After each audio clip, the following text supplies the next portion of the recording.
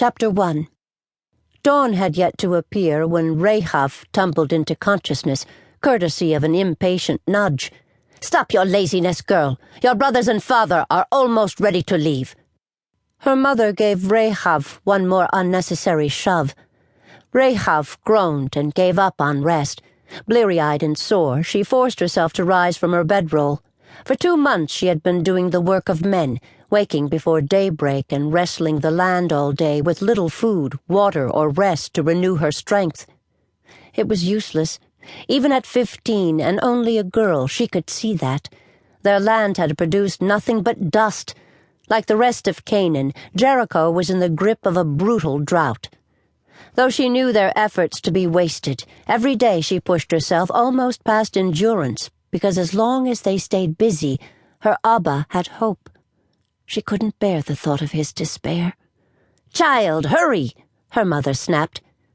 Rahab, who had already folded her bedroll and was almost finished dressing, continued her silent preparations at the same pace. She could move no faster if the king's armies were at the door. Her father entered the room, chewing half-heartedly on a piece of stale bread. His face, pale and drawn, glistened with sweat. Rahab finished tying her sash with a quick motion and snatched a piece of hard barley cake that would serve as breakfast and noonday meal. Giving her father a tight hug, she said, "Good morning, Abba." He stepped out of her embrace.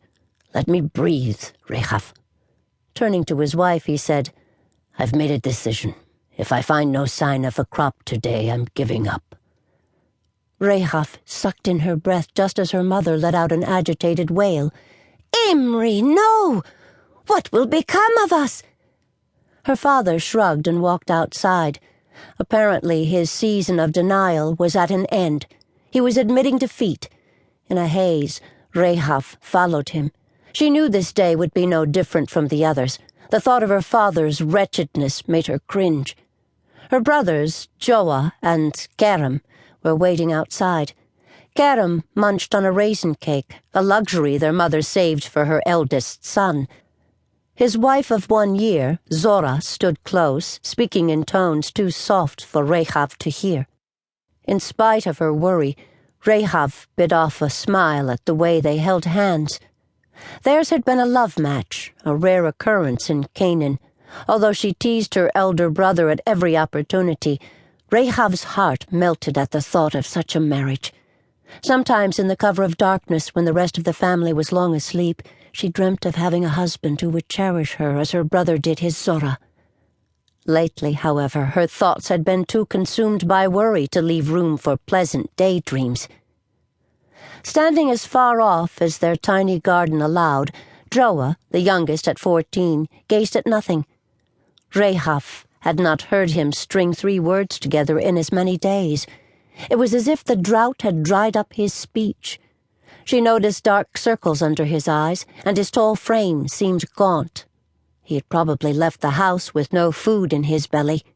She reached for the bread wrapped in her belt, tore it in 2, and brought it to Joah. Insufficient even for her, it would have to do for both of them.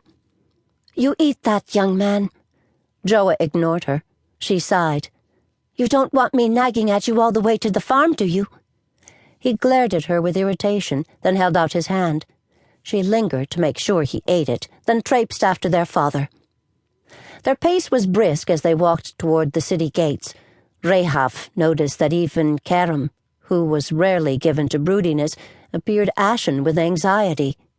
Finally, he broke the silence that hung over them. "Father, I went to Ibram in the market as you told me. He refused to sell me oil or barley for the price you said. Either he has doubled his rate since you last purchased from him, or you are mistaken about the price." "Send Rahab, then. She negotiated last time." "Rahab, you might have said," Karam drawled, a good-natured glint lighting his eyes. "One glance at her pretty face, and every thought of sums and profits leaves Ibram's flat head." "Not so," Rahab objected, her voice rising higher with annoyance. "It has naught to do with my face, thank you.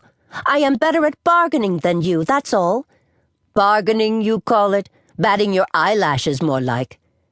I'll bat my broom at you if you don't watch your tongue." "Hush," their father commanded. "You two make my head hurt." "Pardon, Abba," Rahab said, instantly chastened. As if her father needed more trouble, she must learn to subdue her impulses.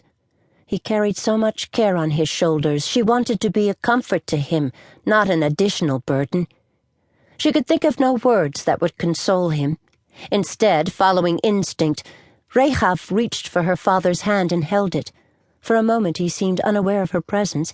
Then, turning to gaze at her with an unfocused expression, he registered her proximity. She gave him a reassuring smile. He pulled his hand out of hers. "You're too old for hand-holding."